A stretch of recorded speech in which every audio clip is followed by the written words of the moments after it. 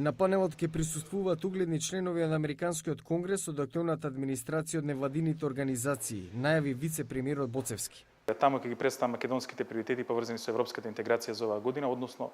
добивањето на позитивен извештај и понатаму почнување на преговори со Европската унија, завршување на процесот на визна либерализација. Боцевски се залага за постојан пресник на Македонија во светските метрополи за да ја заокружи незината евроатлантска интеграција. Тоа е генерацијски проект на сегашната актуелната генерација на македонски политичари, односно проектот Република Македонија цврсто да се всидри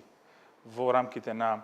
институциите на западниот свет, односно Европската унија и НАТО, и во тој смисол потребен е секојдневен пресинг и секојдневен ангажман, секојдневни брифинзи од страна на македонските представници, од страна на македонските политичари и тука во Вашингтон, и во Брисел, и во другите градни градови, со цел да изложиме македонската агенда за европската интеграција и за евроатлантската интеграција.